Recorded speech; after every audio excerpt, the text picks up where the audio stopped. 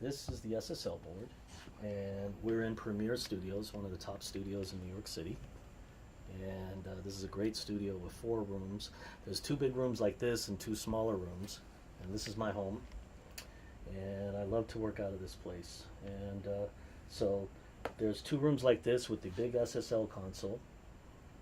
Even though this is 20 years old, it still has such a great sound. And some of the best record mixes in history were mixed on SSL consoles.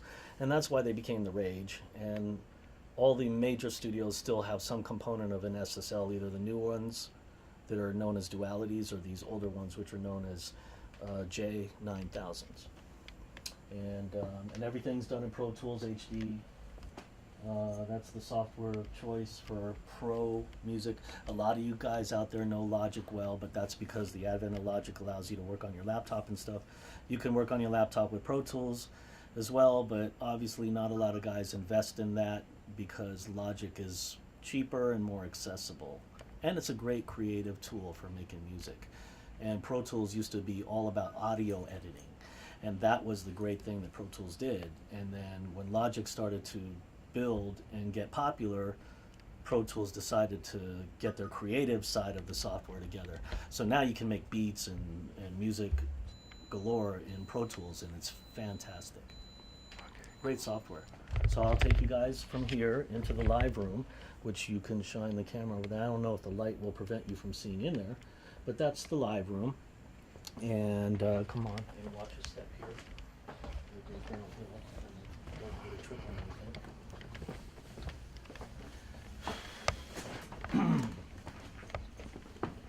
This is the live studio, and this is where all the celebrity artists do their vocals. And you name them, they've been in this room. This is Studio A.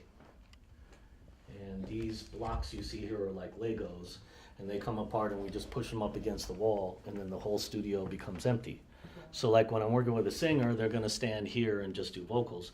And we put up these things known as gobos. Obviously, people who've been in studios know that these are to keep the sound tight and not reverberated because the room is big and you don't want all that space. You want the sound nice and tight into the mic. So, and then over here, you've got this Steinway piano.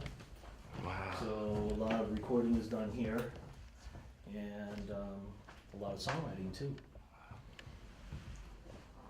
Like a lot of times, the way I make records is that I'll play the piano and then I'll play something cool musically, and then I turn that into like a record. For example, I'll sit here and I'll screw around and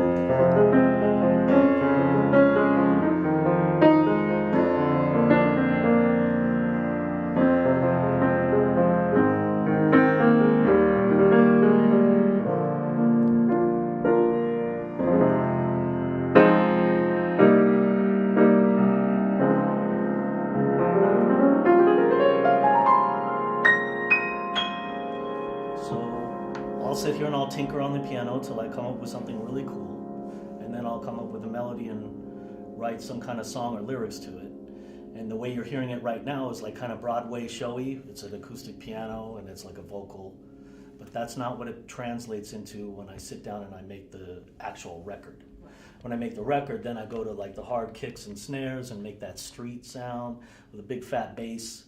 And then instead of just playing chords, I will use like software synthesizers that have arpeggiation. You know, that's where it does the rhythm things when you're holding the chords. And it'll translate into something really cool.